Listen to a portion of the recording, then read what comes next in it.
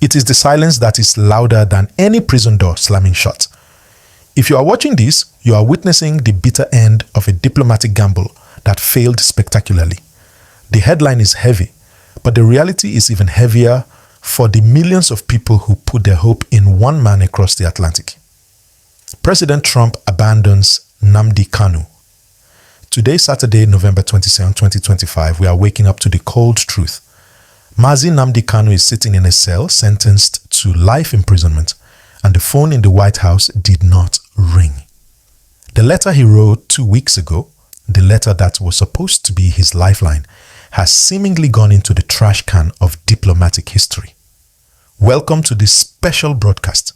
We are going deep today. We are not just looking at the court ruling.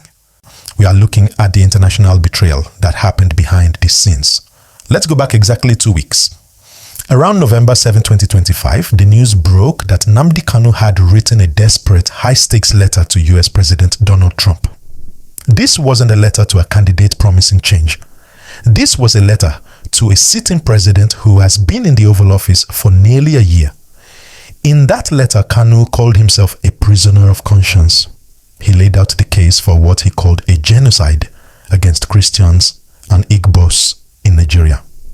He asked President Trump for two specific things: sanctions on the Nigerian government and an international investigation. The timing was calculated. Kanu knew that Judgment Day was approaching. He knew that President Trump has positioned himself as a defender of persecuted Christians globally. Kanu's team, and indeed the entire IPOB movement, believed that Trump was their messiah. They believed that because Trump is now fully settled in power, he would finally act. They thought he would tweet, he would call Tinubu, he would send a warning from the Resolute desk. But what happened? Silence. Yesterday, Justice James Omotosho sentenced Kanu to life imprisonment.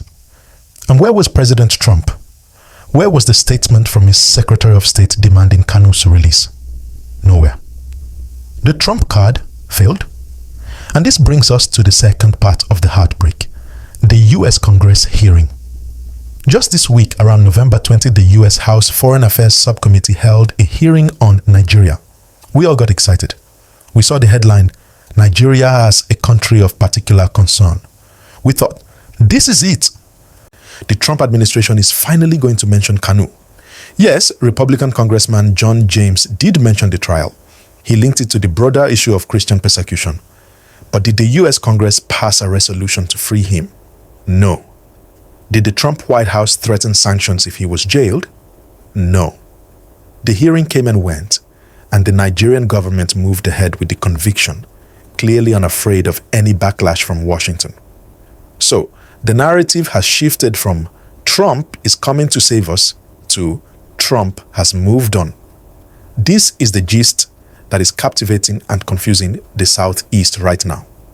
How could a man who hired US lobbyists, who wrote directly to the President of the United States, and who holds British citizenship, be left so alone in his darkest hour? We have to look at the reality of international politics. Donald Trump is an America First president. His priority is US interests, oil, trade, and security. He has been in office for almost a year now, and his policy on Nigeria seems clear.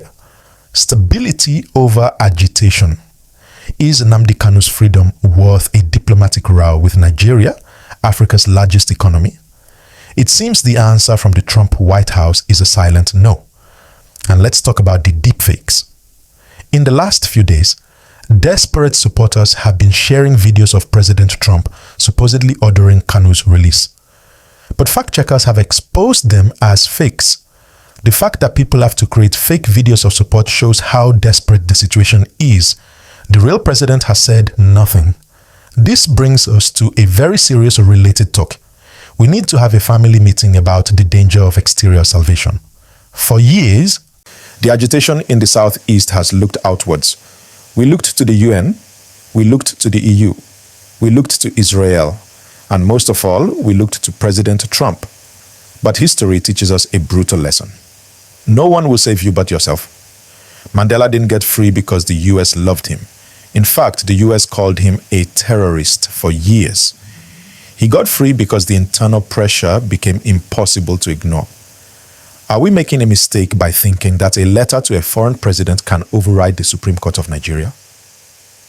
Have we wasted millions of dollars on lobbyists in Washington that could have been used to build bridges at home?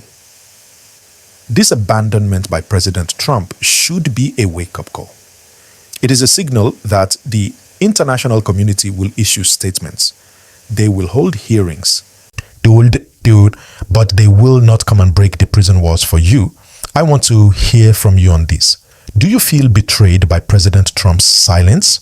Or was it naive to think he would intervene in Nigeria's internal legal battle? Is it time for the movement to stop looking at the White House and start looking at Aso Rock for a political solution?